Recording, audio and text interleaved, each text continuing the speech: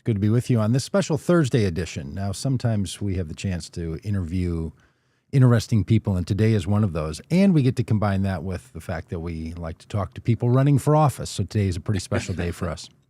Yes. The Reverend Dr. DeWayne Davis. Well, he is a dynamic communicator. By the way, DeWayne, I put together a little written piece for you, which we only do on rare occasions when someone's credibility demands it, as the case here. So the Reverend Dr. DeWayne Davis is a dynamic communicating leader. He's an ordained minister, a policy strategist, and a candidate for mayor in Minneapolis. A Mississippi Delta native, he began his career in Washington, D.C., serving as a legislative aide on Capitol Hill. Helped to move a lot of legislation, worked with congresspeople. Later, as a domestic policy advisor, including for the Episcopal Church, where he helped to lead the fight for marriage equality before the U.S. Supreme Court. Known for his persistence and what he likes to call pestering history, he's been a tireless advocate for issues ranging from LGBTQ plus rights, healthcare, housing, voting rights, reproductive justice, so many of the things that we find important in our work at Vote Common Good and on this podcast. In 2013, DeWayne moved with his husband to Minneapolis, where he served as senior pastor at All God's Children Metropolitan Community Church and Plymouth Congregational Church, which is a historic congregation deeply engaged in justice and community service. He also began as the first openly gay black chaplain of the Minnesota Senate, bringing spiritual guidance to landmark legislation on abortion access and LGBTQP plus rights. Today, he campaigns to be the mayor of Minneapolis. Dr. Davis brings together grassroots compassion, pastoral leadership, and hard-earned policy experience he's gained in Washington and has helped guide Minneapolis into its future is his plan. So, DeWayne, great to have you with us today. It's quite a pedigree, my friend. I know, and I'm telling you, I hope you I'm going to pray for you for going through all that. Yeah, okay, we won't talk about all that. I'll tell you what's of real interest to me. Of course, the legislative stuff and all that. But growing up in the Mississippi Delta, I've had the opportunity to spend a little bit of time there. We did a cross-country bike ride as part of our organization along the U.S.-Mexico border, so I had the privilege of riding a bicycle from San Diego, California to St. Augustine, Florida. And it took us along the coast all the way. And but I'll tell you, Louisiana and Mississippi were the most accommodating, kind, generous, caring people. It was just remarkable. People who would look us square in the face and say, I couldn't disagree with more about what you're doing on politics, but if you need anything, we are here for, and they meant it. It was really something. Can you talk a bit about that? Like as somebody who's lived now in a variety of places around the country and all? That is well, it's certainly your description of it is very spot on. That's also why I often refer to it, or I think about it as a paradox. It is a paradox. In the Mississippi Delta, the one thing that I knew is that there were visible and obvious disparities. You could see where the power lay. You knew who was in charge. You also knew what the racial dynamic in my hometown of Indianola, Mississippi, even a little bit, even to this day, the city was divided black and white through a railroad track, and the downtown was sort of like the common area. And so that paradox to me was visible in that my father had a hardware store. And on my side of the town, the black side of town, you rarely saw any white people. You rarely saw, so it was almost two communities. But when you went downtown or when you went in that store, the comedy, the community, in that store alone, or in the downtown area, it was so visible. So as a young person, you had to kind of figure out what is this dynamic? What is going on? It is a very interesting paradox of existence. But the ironic thing is, it actually is very clarifying, because everywhere else I've moved, including in Minnesota, I have been led to say that Mississippi, to me, in many ways, is far more peaceful and conciliatory than a place like Minnesota. In essence, Hmm. if you have proximity and you understand the cultural dynamic and you are honest about what it is, then there is no need to be surprised when there is a racial Ah, incident. But wow. in Minnesota, when I moved here, I really did see that my body was viewed as an imposition, as a Hmm. Hmm. that somehow I was in places that I should not be. That my black body was unexpected and unwelcome far often than I ever felt in Mississippi. Yeah. Yeah. Well, that's really pointing at nearly every person of color that I know who's moved to Minnesota from somewhere else, especially from the South, has Hmm. named something very similar. Yeah, There's yeah. a there's a cultural uh, narrative here that feels very much that way. So, okay, Yeah. growing up, did you have any thoughts about like helping to set public policy and bringing issues before the U.S. Supreme Court and going to Washington and helping to design policy from healthcare through legal access to marriage and other things? Uh, that's a wonderful question. No one ever asked it that way. No, I didn't think it would be that way. I'll tell you what I thought I was going to do. Oh, and I'll tell you when it happened. Well, quite frankly, I didn't know exactly what my world would be. I will say this: I'm the youngest of 15 kids, Hmm. and um, Boy, just let they that soak in for a minute when somebody thinks about what their family was like. Youngest of 15. You had a lot of people setting a path. Saying, this is how the exactly. Davises do it. There was a. Exactly. So what I understood was, one, uh, they really had to pay very close attention to me. The school system was so very bad that Hmm. they also understood that I was very gifted, and so I had not only my parents but older siblings who were pouring into me, introducing to me to Hmm. everything. So the world was open up to me in a way Wow. that that sort of I really didn't know where, but I knew that there was so much to see. But it was when I was 16, because of my academic success. I tell people there were two programs that I participated in the summer of my 16th year, or before my summer before my junior high school. I went to the Future Scientist program in Hmm. Jackson State University, Okay. and then I went to American Legion Boys State. So it was science, and Yeah. then there was this government program. Yep. In that government program, I was fortunate enough to be chosen to go to Washington for American Legion Boys Nation, and Oh. so that opened up this possibility of participating in government.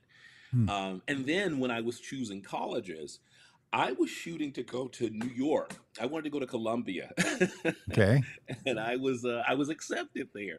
But the prospect of my parents being able to afford that, or whether I could afford it, Hmm. that was weighing very heavily on me. And while I was sort of thinking about that, Howard University in Washington D.C. not only had I been accepted there, but they gave me a full scholarship. Oh, okay. So I said, I'm going to Washington, D.C. Now, I'll say this. So I didn't know what I was going to do, but here's what I knew that I didn't want to do. I did not want to be a minister like my father. Oh. Okay. So hang on. So your father was not only the owner of the hardware store, but part of his life or his entirety of his life, he was a minister as well. Oh, yes. My father was a Pentecostal.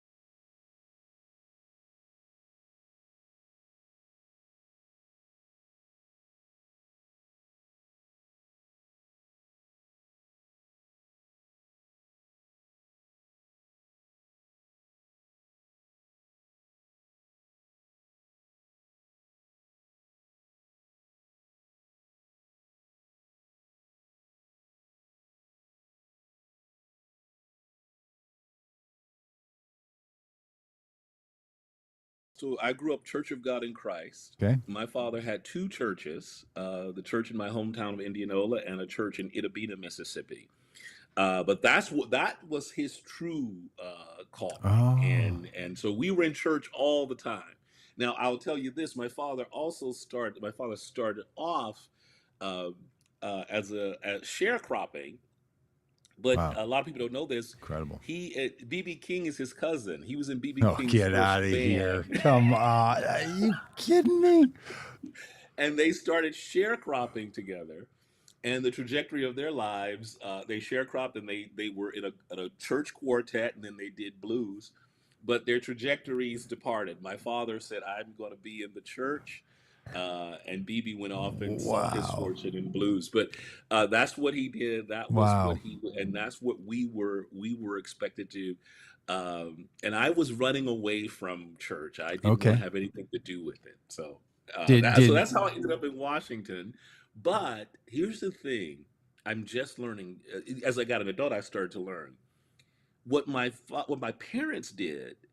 That I think is what it almost set in place what I would do. That public mm, service would be the choice, because that ministry of theirs was, although there were many things that I resisted and rebelled against, the Pentecostal theological approach. What they also did was they were the first models for me of the power and promise of community. Just giving, that mm, community is what comes to people's aid when the government is is unavailable or neglectful or hostile. And hmm. Mississippi, that was something that they had to do all the time. We were surrounded by poverty, even as my parents made good, and yet they served their neighbors over and over again. Mm, And it's only when I got to adult that I saw that they had modeled a way of yeah. existing in the world, that nobody should be left behind. That even as you're agitating for the government, or even as you are sort of proclaiming what should be, you have to act to serve people who need your help. Mm. So you go to Howard and Yes. you there's a lot of opportunities that are available to a person at Howard. Did you start thinking, "Oh man, I'm going to end up in ministry like my dad," or was that was that did you keep that out of your college thoughts? Did that keep It rolling around in there?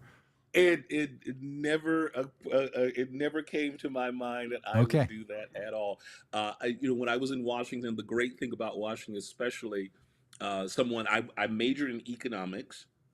And so, as an economics major, the wonderful thing about DC too for a young person is that there are so many internship opportunities. And so Okay. every summer I was interning somewhere. So that's pretty much set in place what I was going to Okay. do.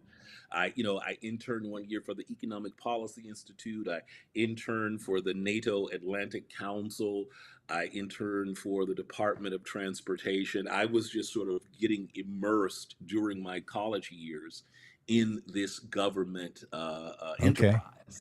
And so that pretty much said it. So by the time I graduated from college, my first job was a legislative assistant for a congressman from the Gary, Indiana district, Congressman Pete Visclosky. Yeah. And that's how that just sort of set me on that path. And for the next 20 years after that, Mm. I worked for three members of Congress. I worked for a couple of progressive think tanks. I worked for a contractor for the Health and Human Services. I worked for an association of the National Conference of State Legislatures doing some state health policy research. I was just doing all of the things, and it culminated in me being the director of appropriations for Democratic leader Steny Hoyer.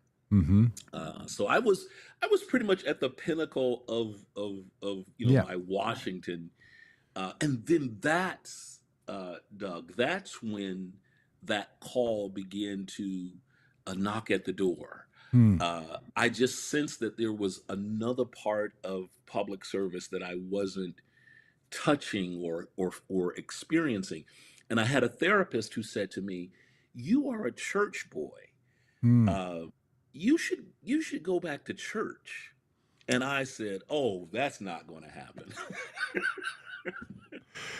uh, and for at least about a year and a half, 2 years, I was like, that just does not. Uh-huh. That's not the thing I want to do. And Well, okay, let me interrupt eventually, you. What do you think the therapist was seeing there? Was the therapist like, look, you've got some parts of you that need to be included in this new life, or what? Why was the therapist saying because I was integrate that part of it? complaining, yeah, I was complaining a lot about how politics was all consuming. Ah, I was complaining about not feeling like I was making any difference or making an impact. That I see. at some point, it's like you ask the question, why am I doing what I'm doing? Um, and so it was some of those questions. As you get Yep. older, you'll be like, what's next? And then and then it was a what's next, because there was a fork in the road. I had just left Steny Hoyer's office, and I became a corporate lobbyist, and I had a very successful PAC. And so it was just a fork in the road. And I was so good at raising money and getting Canada, and so like, are you going to Okay. go into presidential financing? Are you going to go back to Capitol Hill, become a chief of staff? And I Yeah. was like, all of these things, which I could do, and I felt like that's where inexorably I was headed. There was some part of me that felt like that was all consuming, and I said, I need some kind of, what are the hobbies, what are the Yeah. things, Mm-hmm. and he was like, there, and therapists know all about the stuff Yeah, that's right. you're running away from. But he said, why not just take go to church, a service, let that be an interruption in your week, or let that raise different kinds of questions. Mm-hmm. And I couldn't see it. But then one day, one weekend, after many weekends of saying I should probably go to church, Okay. Yeah. Yeah. one weekend, I don't know exactly what made me pull the lever. I know I had created a list of churches to attend, Mm. and there were other things very important to me. I wanted people to be LGBTQ friendly and welcoming. I wanted, there were some things that I wanted to be sure I saw. But the church that I picked was Metropolitan Community Church of Washington, D.C. Mm-hmm. And I'm going to be very honest with you, Doug. I didn't choose it because of any theological or any. Okay. I chose it because they had built a new building in the mid '90s, and it was featured in the Washington Post because it had this wonderful award-winning architectural design with the glass top, and I Okay. wanted to see what it looked like inside. Okay. All right. So, so I went to that church, but here's what happened. And I do remember the minister. The minister now is retired, I think, in down in Florida. Reverend Candace Schultes. I'll never forget. I don't know what sermon she preached, but as a gay man in a Pentecostal tradition, you Yeah. understood where you were and what people thought of you, and it's not it's hard not to absorb some of that. Mm-hmm. But Reverend Candace Schultes, all I know is that when I heard her preach, that was the first time where the first time in my entire life of going to church, where I did not feel that I was God's enemy. Rather, Mm. I somehow she got the message across that whatever I am, good, bad, or indifferent, whatever I've done, horrible, just terrible, I still was wonderfully and fearfully made, that God saw and loved me through it. Mm. And I Mm-hmm. cried the entire time. Wow. And so I kept going back. Ah. And it led me to just keep asking and keep trying, such that I ended up going to seminary. Hmm. Uh, That is powerful. Thank you for sharing that piece of your story here, because there's a lot of us who, there's a lot of people in the religion world who are starting to find a little politics, and there's some people in politics that are starting to find a little religion. It's kind of interesting. I'd love to talk about that with you, but Yeah. sometimes, some of us who've spent the better part of our lives in careers or our orientation around Christian life have realized, hey, we need to start paying attention to the systems and structures that are dominating this world and that people are operating in, and we need to move into those spaces, right? So through our work and all kinds of things, I'm sure you're experiencing this too. You're meeting all kinds of people that are like, I'm Right. kind of new to politics, but I really want to get engaged, right? I Right. used to Right. spend my life on these other things. Right. And it can be easy for people when they start to make these shifts to think that from which they came from has less value and that which they've newly found has Right. the most value. And you begin to realize it all has value. You know, Right. all these things really matter for what we call human flourishing and how we need to live in the world. Did that get confusing to you when you started to feel this pull? You're in Washington, D.C., you're able to operate at the highest levels of what a political person can do at the federal level. Mhm. Maybe even sometimes having more power than a lot of the elected officials, because elected officials talk about that all the time. Like, I'm really bound Right. up, but you can get a lot of work done. Yeah. What was that at all confusing about where power lies and what someone should be up to? Like, to some people, it can seem antiquated and sort of quaint to think Yeah.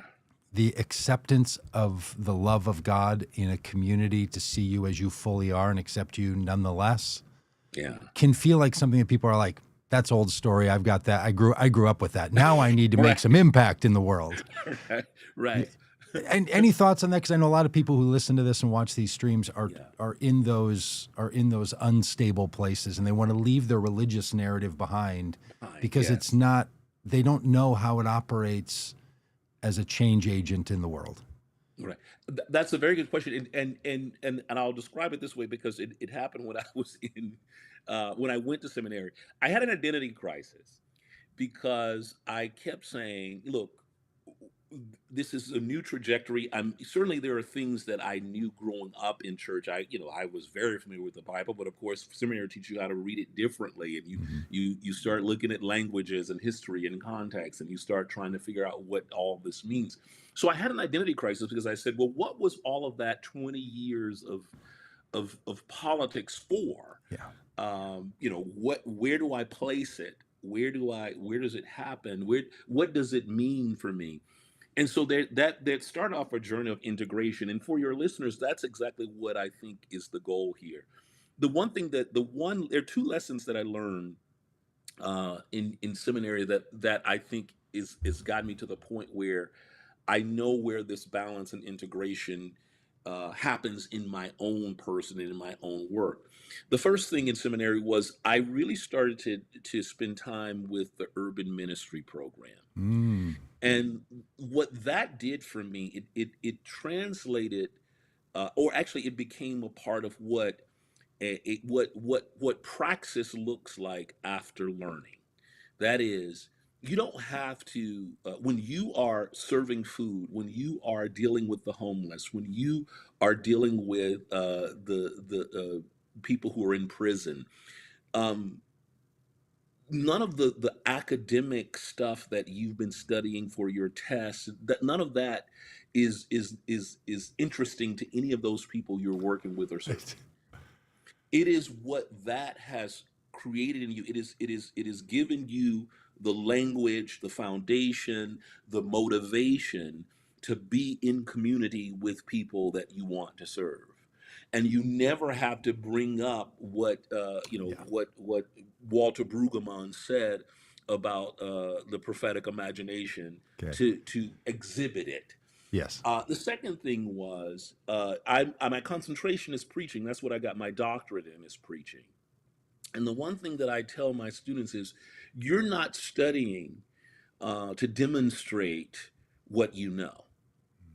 You are studying so that your proclamation could get as close to God's Mm. human speech as you can get it, to say something that as close as you in your imagination and your limitation can be what thus saith the Lord, so that Mm. someone can hear it and be transformed in the hearing, or at least be curious about how to think Mm. differently about the world. To me, that is the task writ large. That is the task of being a candidate for mayor. Yeah. My job isn't to sort of demonstrate to you all of the things that I've learned and read and written, what I'm trying to do is to get our beloved community to think about things that a capitalist society doesn't have time to think about. Great. That is the humanity and the dignity of the people who are trying to live in our community. Um, our government, our economy, we are all kinds of things. We are voters, we are taxpayers, we are citizens, we are all this. Very few of us are, in the large scheme of things, beloved. Mm. And so, in everything that I'm going to do as a leader, whether it be a minister or a pastor, or if it's mayor, my everything I'm doing is for the sake of you being able, Mm. you writ large, you being able to realize how to live as fully and completely, as safely and as Hmm. blessed Hmm. as it can be. And an abundant world like ours, abundant nation like ours, that to me is the great sin. This abundance that we have, and somehow we are still mired in entrenched poverty and extreme wealth. Hmm. Yeah. And in the meantime, we're everything else that you can think of, every name you can call us, except beloved, Mm. human, a person with dignity. Oh, that's And wonderful. that's the job. That's the job of faithful people too. Here's the thing. I used to say every place that I pastor, I say we're here, and you're already in here. So in some ways, Yeah. you've got it. Right. You found the outpost of God's reign, and you're here now. Our job is to find all those other people who are searching and Hmm. hungry and scared and afraid and left out and disinherited, and say, hey, listen, this is the place that we're at least trying to get as close to it as possible. And if we can expand it, if we can get all of us in it, then we can actually start to make a difference in the world.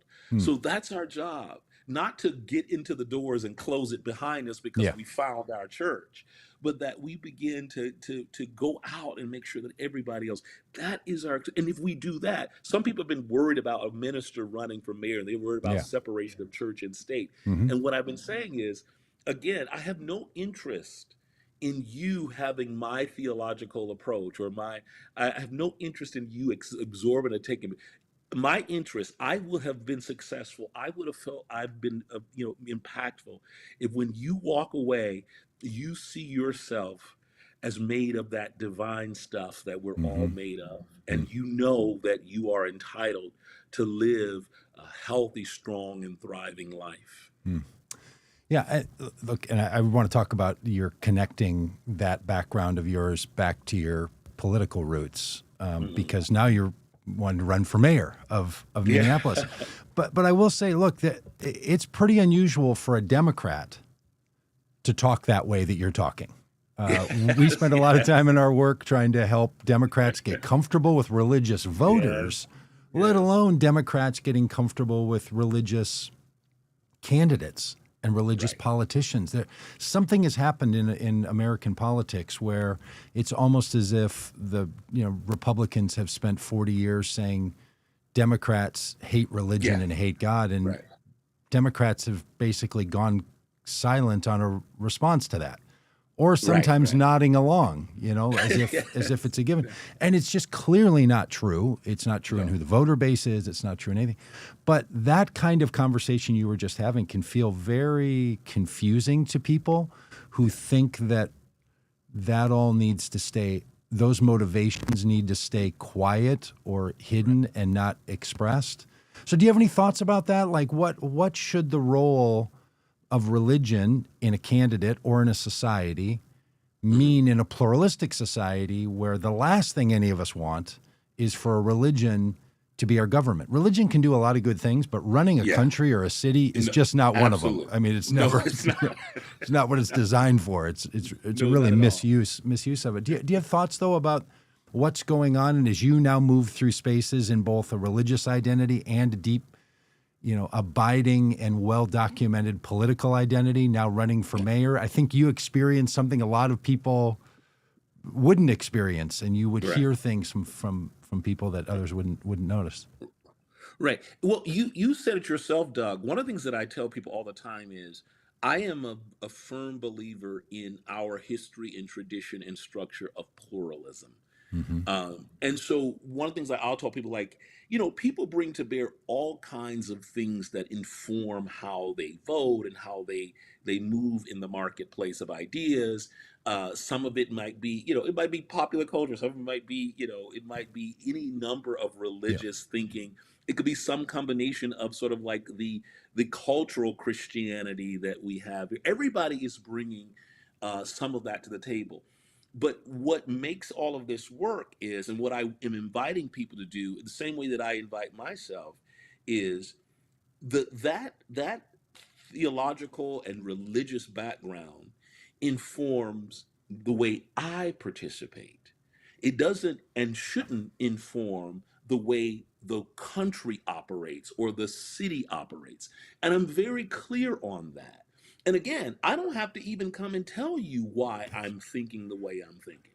As a matter of fact, I prefer not to hear. The same way I prefer Yeah. not to hear if you've been a big reader of Ayn Rand. I don't want to. I Yeah. don't want to Right. hear that. I don't want to hear that. That's I don't what want it to be true, but also I don't want to hear it. I don't want to hear about it.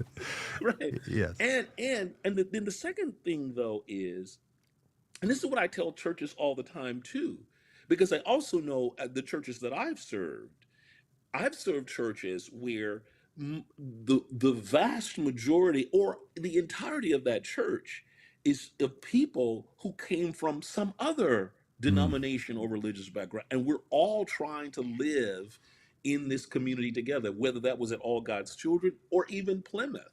Hmm. People from Yeah. Catholic, Unitarian, they're all in this together.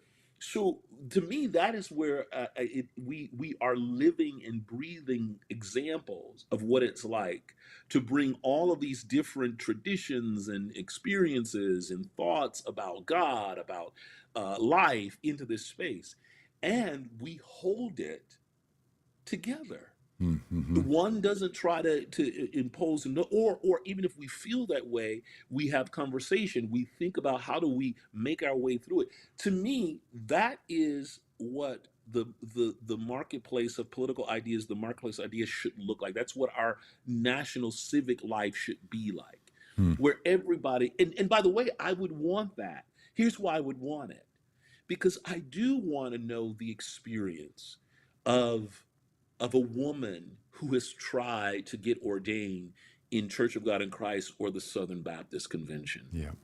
and have her talk to the women in the Methodist Church or in the Episcopal Church. I would want someone in evangelical who really has an experience of building community Yeah. around sexuality, in again sexuality that respects the body, but also be in conversation with someone who says, like me, I knew I was gay when I was 14, Mm. and two things happened to me when I was 14.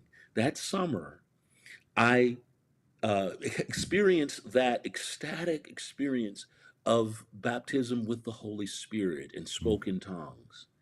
And then several months later, I met a boy who would in my class, who was my in theater with me, and that was my first boyfriend. And two of those things were so important, and in my young mind, and I'm Right. so grateful. I don't know where it came from. I don't know where it was part of me. I knew that each of those things were critically important to Mm. me, Mm. and I walked through the world holding it, sometimes in silence, until I was free and able to and safe enough to talk about it. But I knew it. And so those are the kinds of experience I want people to hear. Yeah. And interestingly enough, that's exactly what has happened in the Metropolitan community churches that I've been in, where we get to get the best of the experience. We get to challenge each other. We get to Mm-hmm. deconstruct together. Mm-hmm. We get to build back up together. All of it happens. Metropolitan Community Church, I tell people, go to one. Because if you want to be challenged and invited in, go to a Metropolitan Community Church when they serve communion. Oh. It will test all of your your understandings. It not only an open communion table, but a communion table where you see same-sex couples going Hmm. together. If that and that first church I visited, I saw that, and it was both inviting but also very challenging to what I thought I knew, Wow. and it opened me up to it. So that's what I want this to. I don't want people to come and say my faith is going to trump yours because I've been here longer or because it makes more sense to me. Mm-hmm. But let your faith inform you. But then when you get into a pluralistic context, you have the grace and the trust in our democracy to hear others. That's the way I walk the world. So that's why I've never even right now, that integration that I'm putting out there, and just as you said, there are many people, Democrats, who are asking me, I don't like this clergy, this minister thing. And the one thing I begin to tell them, I ask why, Yeah. and you know what it ends up being? They are afraid that I'm going to be boundaryless and intrusive about my faith. Yeah. And there have been many times where I say, so especially people who know me, I said, when have you heard me come and try to proselytize to you? Never, because my faith is my own, Hmm. and the test of my faith is how I live in the world. If I follow Jesus Christ, and I don't say I believe in Jesus. I never say that. Yeah. Me I too. say I'm a Hmm. learner and follower, Hmm. because a learner and follower means that one, I'm trying to apply the lessons to my own life, not to yours. Wow. I'm the learner. Yeah. I'm the follower. Yeah. I'm not asking you to be. Yeah, I mean theologically, a lot of weight is carried in the word "in," isn't it? Like there's a lot of people who say, "I believe in Jesus," don't really believe Jesus on very much. I believe in it, Right. and if you're like, "Could I just drop the participle?" You realize a lot of theology hangs on the participles. It's Yes, a that's little, true. I like it's the way it's to a use that. it's a little intense. All right, let's talk about the mayor of Minneapolis. Yes. Of all the political ways to serve, what I've heard from every mayor I've ever met is, I don't get involved in big, complex issues. They often feel like they have to answer for their party's view on particular Yeah. Yeah. political issues or topics or what their primary candidates have said. And they're like, my job is to work with the people of this city and to get things done. And that's Yeah. what I'm trying to do. And voters can feel very confused because they don't know Yes. different roles of politics. They don't Right. know Right. who are policy setters and who are down to earth, workers, who are show horses, who are workhorses, and you need them all. Right. It gets confusing. But the mayor's role, especially in a city like Minneapolis, is really hard work, and it's Yes. it's it's getting down to brass tacks, to borrow an old suit Yeah. making narrative. Why do you want to be the mayor of a city like Minneapolis? There are a lot of roles someone like you could play in Yeah. public life, in civic life, Right. in elected life. There's a lot Right. of Right. roles. Right. Look, Tina Smith and Amy Klobuchar have never worried about filling a pothole. They've Right. never had someone yell at them about Hennepin Avenue's, inaccessibility because the street is so bad. They've never had to argue with the city council, but they do other things, and Right. county commissioners, they do other kind of work. Why the mayor of Minneapolis? What is it about that role that fits your particular life and skill set so well? That is a very good question, and it's funny. You sound like some of my other friends who are in politics. One friend who's a deputy mayor. And when I said I'm doing this, they go like, "Are you crazy? Why are you even?" Okay. But but actually, I love the way you described it, because I think that the reason I'm running from it, because it is an extension of the way that I've shown up in this city since I Mm. moved here. The first thing that I encountered when I moved to Minneapolis was, I decided, I live in North Minneapolis, and there is a federally qualified health center just a few blocks away. North Point Clinic. And look, Hmm. I have, I have a lot of education and economic privilege. I have like just wonderful health insurance, but I was like, oh, that's my clinic. I know it serves, low income, low wealth people and people on assistance, but I'm going to choose that clinic. And when I went to that clinic and I was looking for a doctor, and there, the first thing I noticed, and it's not surprising, but you notice that most of the providers are white and most of the patients are of color or immigrant people of English as a second language. But the thing that I know, even for me, the person that I was talking to as my doctor, I immediately, and this was, I immediately sensed that there was no curiosity about me and my body in my life. It was, and I'm sure other people felt this way too, but that was in direct contrast to the doctor I had in DC, who, was a black gay man and really taught me how to, really be in charge of my health and how to Mm. advocate for myself and how to speak up and look for what I need. So when I got to this clinic, um, this doctor had no curiosity, but again, as someone who had been trained by my own doctor how to do it, I began to tell him, like, these are the tests you need to give me. Here are the things that, I'm Okay. this kind of person, I need you to do that. But it occurred to me in that very moment that many of these people around me would never know how to do that or be able to do it. And so I immediately set a meeting with the clinic director at the time and said, your providers are not culturally competent and they're not prepared. They're Hmm. not prepared for, especially LGBTQ people, who, especially trans people who need you to be curious. They may Hmm. come you for a toothache, but there's some other medical outcomes and issues that you need to be looking out for so that they don't get to the point where they get sick and then um, Okay. and the clinic director listened to me, and we began to work about how to train providers to begin to. Mm. So my point is, we're on the ground.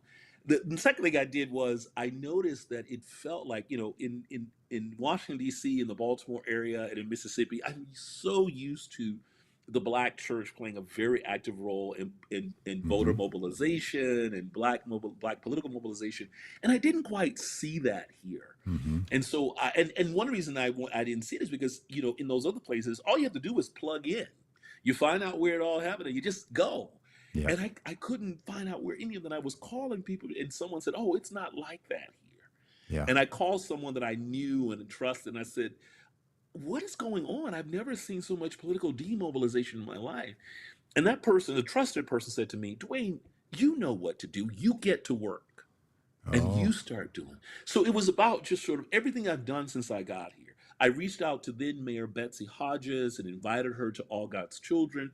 And what I said to her is, my experience as a congressional staffer, I said one of the most important things was to hear from ministers and teachers Yeah. and people who were working on the ground, because that's where you really remember that everything you do, every action of commission or omission, it lands on a living, breathing people. And when you get into the business of politics, you need to be reminded of that. Hmm. I said, Mm. so come on, call on me when that happens. When you're sort of just in that rough and tumble of politics, call on me so I can give you the story of the person I Mm. just talked to in my office or who just showed up in church. And she took me up on that. All I'm saying, and then when George Floyd was murdered, I reached out to Mayor Fry and I said, "Listen, we've experienced a trauma, and here's what you need to do." And I began to talk about how, after the Mara building bombing in Oklahoma City, how Bill Clinton worked with the Congress, and I saw him in action. How in 2000, from January 20th, 2001 to September 10th, 2001, I was working for Congressman Chet Edwards, George W. Bush's congressperson, by the way, and I was fighting him tooth and nail. And Hmm. then after September 11th, how that humility and that need for community that was embodied in George W. Bush, someone that I didn't trust or believe in, but how in that moment. So I was talking to the mayor Yep. about this. And so all of it was about getting into just trying to do that work on the ground to make a movement here. What made me run for mayor, and even notwithstanding the things that you're talking about, the mayor, two things happened. The mayor tapped me to be the co-chair of the community safety work group in 2002, which to provide recommendations for police reform and community safety. And that was such a profound experience for me because I chaired, we had 22 people on that work group, a large one, of various backgrounds. And people said to me, "You'll never get anything done," Mm. because they're on opposite ends of the spectrum. And uh, we kept everybody in that room except two people. One person who had an unrelated ethics thing that he had to be accountable for, and we had someone who did not like that. To a certain extent, what I did was I closed the proceedings because I knew if we had people playing to their Hmm. constituencies, we Yeah. wouldn't get anything done. But anyway, but we stood together and we all signed those recommendations in a final report for reform. And what that really highlighted to me is that if you have principled leadership that is not placing the thumb on our differences, that are creating gridlock out of opportunities for compromise and coordination and collaboration, we can accomplish a lot. The Hmm. second thing that really sort of pushed at me that is when Joe Biden did so really terribly in that debate last summer, Yeah. and it was clear that Donald Trump could possibly win again. I had people from across, friends from across the country really just really scared about what it meant. And I knew because I was one of those chicken littles in 2016 said this is bad, and people told me to shut up and said I was Mm. overreacting. But I knew where we were going if he became president Hmm. again. And so what that and people had already been approaching me to run for mayor. When I became chaplain of the Minnesota Senate, there were some people who said you should consider this. But what made me decide to do it too was right now, given the autocratic and illiberal turn that our nation has taken, this right now is going to be our best laboratory of democracy on the local Mm. level. Mm. And the one thing I was really wrestling with too, Doug, this is why some of this is a calling. And whatever happens in November, I know this to be true in the way that I'm moving. Nothing that I'm doing is in vain, Mm. regardless of the Mm. outcome. Hmm. None of it is. And the reason I say that is because this is to me this is my opening salvo of the work that I have to do for the time that we're in. Mm. And that's the call that I feel very clearly. And the one thing I was concerned about is the seduction of success and Mm. of privilege. And at my perch at Plymouth Church, probably the highlight of my ministerial, so far, my ministerial and academic career, I've just thriving. And I knew that I was going to have to do something to really address where I think this nation is going, not as a single figure, an answer man or a king, Hmm. Hmm. but to give everything that I've got Mm. and not be bound by the seductions of comfort. And I Mm. know that about myself, that it would be great to just mire my head in my books and I write see. my Uh-huh. sermons every week. But right now, if we continue down this trajectory, we're already in it, Yep. but Yep. it could slide so fast. I want to be one counted among the ones who stood up. And that's important to me Mm. because it wasn't until I grew up and got older. I was born in the 1970s. And I didn't see what my parents went through during Jim Crow, Mississippi. Mm. I didn't see what Yep. they had to deal with. But all I know is, and I'm learning some of these things in history, their names are showing up in history books right now, which is very strange and curious, Wow. things that they never told me about. But at the same time, I just got to this point where I said, um, the democracy and the life they fought for us to have. By the way, they sent all 15 of their kids to college. Hmm. 4 of Amazing. us have advanced degrees. I have got to give everything I've got, and I am.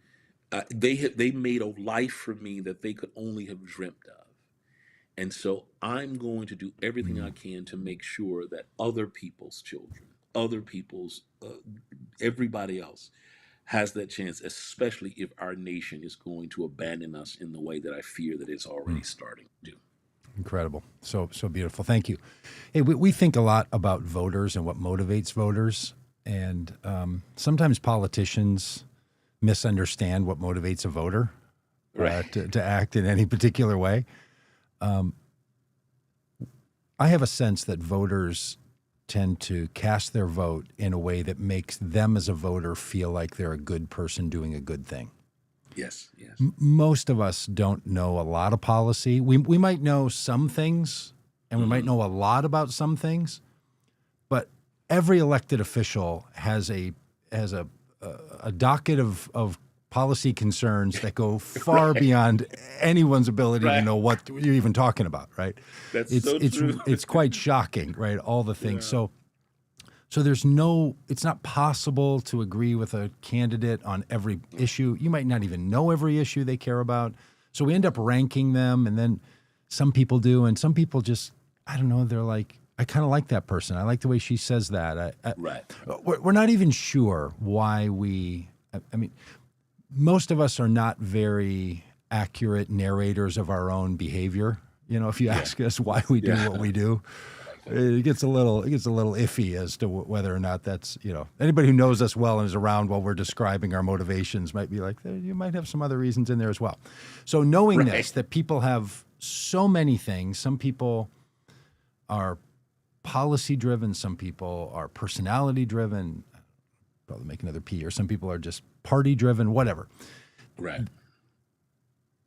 What do you suggest a voter who looks at the docket of people running for office? I mean, I know 4 of them that are running for mayor. Yes. I like all of you, right? I mean, right. And I said to Shelley last night, my wife, when we were talking about this conversation today, and I said, I think they would all do a thing, and I could frankly be happy with the thing. It's going to be different, and the mayor role can do different things with different personalities. So I guess it's a 2-part question. Mm-hmm. What advice do you have to people who are like, I don't know who to pick? Like, how should they? How should they pick? And what is it that you would do in that role that, in light of the other candidates, you bring something that they can't bring, or you leave out something that they're going to lean on, and you think would be better to have your way than their way? So you get that sort of general vibe Yeah. of that question? Yeah. Yeah. That's a good question, and I love you talking about voter. So when I worked on my PhD in political science, my concentration was American politics, voting behavior. So Okay. this Oh, wow. idea Okay. of psychology of what would, but and I love you asking, because here's what I tell people. I'll tell voters all the time. I don't want you to vote against anything. Even if I don't want that to be, because I think we're at a mission moment in our city, both because we have some challenges in front of us, but also because of what's going on in our federal government. So don't vote against anything. What I'm inviting you to do is to think about what's special and unique and promising about our city, and then begin to think, who do you want to journey with you on realizing that even more? In essence, we have an abundance of riches in people, ideas, and creativity. Who do you want to help you harness that? Hmm. And that's the person I want you to be thinking about. Who can you Great. envision as being a partner with you in harnessing the very best of who we are, so that we can both address what's coming, but also deal with the turn in our government? That's the positive hope. We do have something good here. We do have, and so given the challenges that we have, that's when you lean into what your assets, what is good about you, what is powerful about you, and think about who you want to help you harness that. And that's what I'm trying to do. That's what I see. That's what I love about this city, and I want you to do it. What makes me different than the others, though, and it's a crude way of saying it. I'm not trying to be ad hominem about it, but the crude way. I think I'm the only one here. I have more experience than I think than most of the the candidates. I'll start there. Okay. I'm a little older than some of them, and I've spent more time working, albeit at the national level, but I've been working in politics, and I've been a part of beloved communities, really, bringing people together in church community and other communities, trying to get things done, to accomplish things. That was my work even in the Episcopal Church, trying to get Episcopalians across the country to not only, Episcopal Church has these resolutions, and I'm like, how do we operationalize those resolutions in the world? And so that's why I would bring the bishops and Episcopalians to DC to operationalize, to get people to move on it. So, so I have that experience of doing that, and I jokingly said that sometimes I feel that Jacob Fry thinks he's the mayor of the moneyed interests. I get concerned that Senator Fateh is trying to be mayor of the city council. I'm trying to be mayor of the city. And what that means is I'm not running to tell you that I'm going to fix everything. I'm actually running because I want us to do this as a coordinated, collaborated body.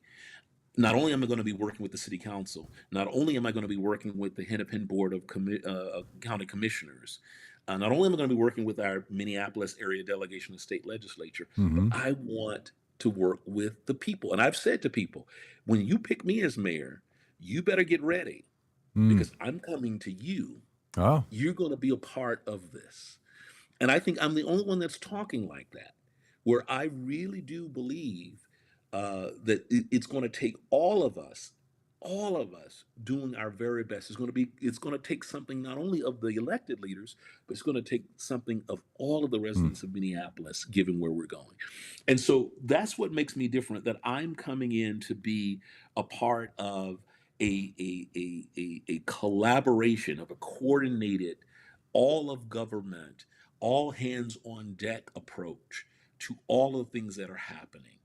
And that also means then I'm not going to be preoccupied by my own political ambitions and fortunes. I'm coming to expend that political capital. I'm coming to get something done. I'm not going to be worried about the question of what's next for me. Interesting. And part of that is because I've done a lot. I've been around the halls of power. Right. I've seen there's You're not trying to run for Congress by running for mayor. Yeah. No, exactly. And I don't know if the others are either. I don't know if that's what they're doing, but you're just saying you're not. Yeah. Well, yeah. Look, I've started this journey into the second half of my life. Yeah. And so I'm just telling you, I believe in expending that capital, and I think I'm the only one who's saying it very intentionally and deliberately. I'm coming to get something where I'm going to expend my political capital. I'm not running for anything else. I have no interest in running for anything else. I've done a lot. I've seen, like I said, I've been in the proximity of power, so that doesn't entertain me. We've got work to do, and that's what I'm signing up for. This election is on November 4th, 2025, which is not only not a presidential election year. Right. Sometimes in politics, we call the elections that happen in between presidential years the off year. But this is an off year of the off year. This is, if you think about presidential elections kind of demanding the most attention, that chops it into four-year segments. This is one that happens in 2025. A lot of people are spending their time thinking about what we need to do to move this country in the right direction in the 2026 election. Yes. But you're not talking about 2026. We're talking about this on September 10th. This election is in 9 weeks. Yes. Right? Some I don't know. 8 weeks, yeah. It's the next November 4th that's coming.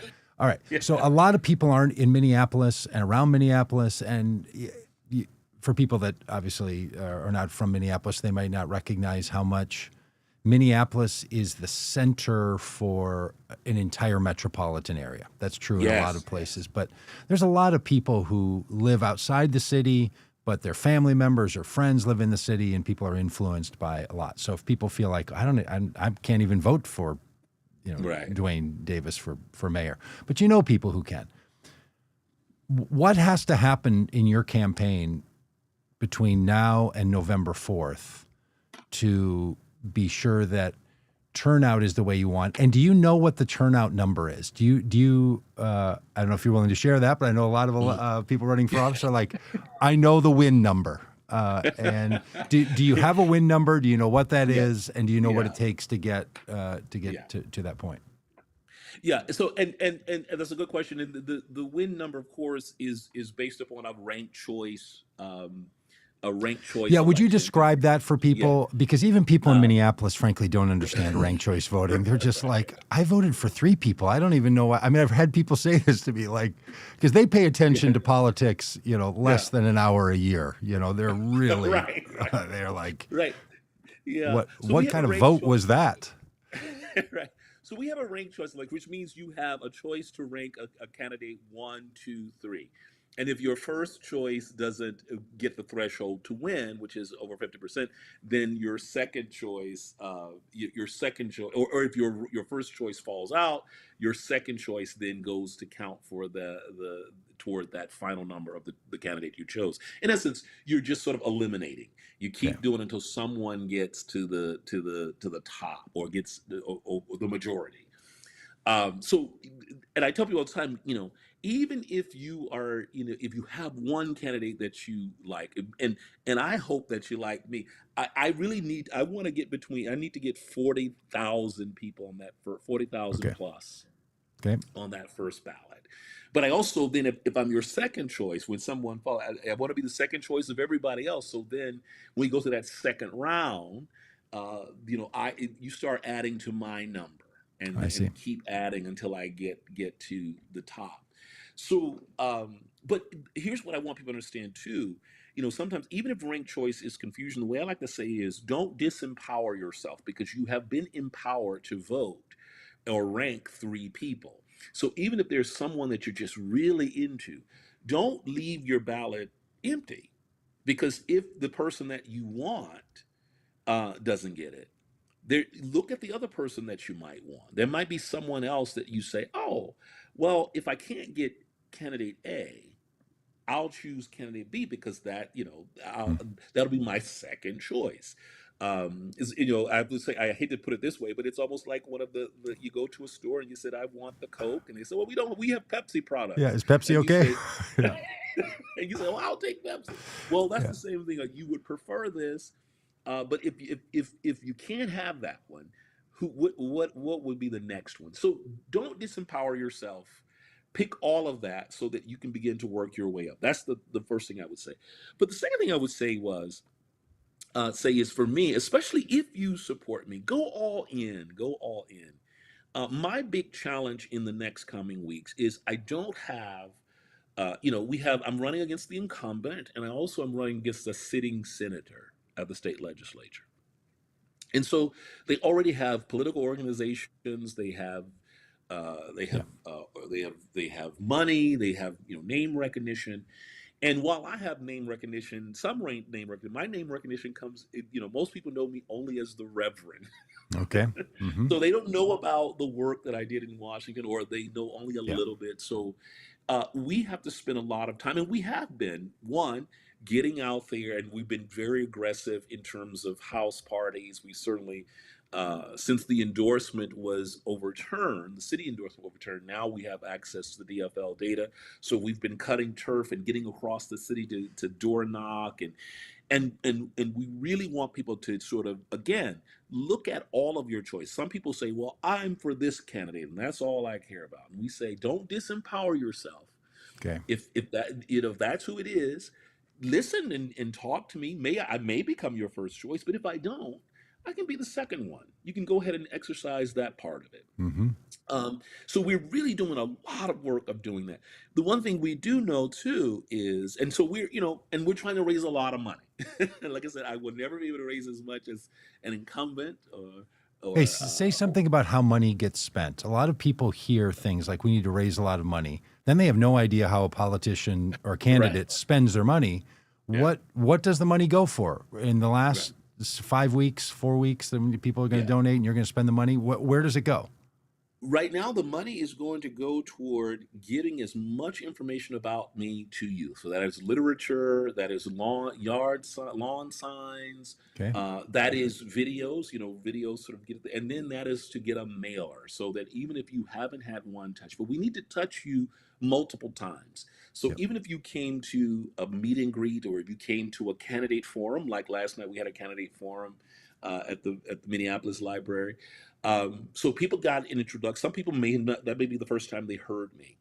But one of the things is that we want to be sure that that's not the last time you heard me. So we raise money so that we can create literature that you can read.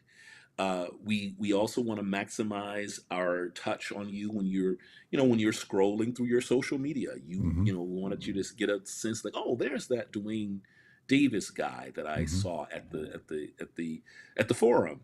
It also means that we want to make sure that we have the volunteers. So we have a lot of volunteers signed up, but you need someone to coordinate Yeah. those people. So you have to pay people to sort of call and get Mm-hmm. people in. So all of that money it goes right out to get that material in front of you, to get the people organized, to go out and knock on your doors or to call you. It's so that you can see me, hear me, and see me through video, and then to get that mailer right before the election. We want you to have in your hand, if you're going to your poll, we want your voting poll. We want you to have that piece of literature to remind you of who I am, the work that I've done, and the possibility of ranking me as your candidate. And DeWayne Davis for Minneapolis.com. I said to look to Yes. confirm that. That's the Yeah. website that if somebody Yeah, wants to make a Dwayne from donation. Minneapolis.com. DeWayne for Minneapolis.com. Yes, yes. Uh, That's it. Go it. And by the way, you said about, so sometimes people we have all those policy things. If your policy is yeah. your game, we have all of those things, those policy things. But another thing is, if policy isn't, I want you to hold on to the idea that we have what we need to make a difference. We Mm, do. Don't mm, don't don't ever believe that this can't be done. I think that's one of the things about the cynical side of politics, to make you think yeah. that change is impossible, to sell you on scarcity, which makes you Yeah. scared and makes you want to hoard and mistrust. But we have an Mm-hmm. abundance here that we can work together to make sure we can provide to the rest of the city. Yeah. And there are things that Minneapolis needs. It's a great Yes. city. I love it. It's also, there's some troubles Yes. and Yes. and some Yes. things need to happen. Right. DeWayne, thank you for your friendship. Thanks for running for office. Thank Thanks you. for your words today. Really Well, appreciate you. thank you, Doug. Thank you for this opportunity, and thank you for organizing the Faith Leaders press conference on gun violence and gun control. It was such a powerful Yeah. blessing and a powerful witness we had. I tell people that was a worship service. People don't like that language, but it was the best of worship service because we had the awe and the inspiration come through, and Yeah. most of that, the bulk of that, was because of our youth. Yeah, it was really great. And Yeah. like you, I have a personal narrative that centers around ages 14, 16, 17. So watching those kids walk in was like, Yes. these are moments that they use to start to build an identity that's different than the one that they were handed. So yeah, it was pretty great. Exactly. Yes. Really great. Thank you, Doug. All right, buddy. Well, so thank you. much. Congratulations. And when you're sworn in as mayor, don't forget us when you become a Will not. famous I'll be mayor. someone to pray. All right. Thank you, buddy. All right. Thank you, buddy. Thank you. We'll see you.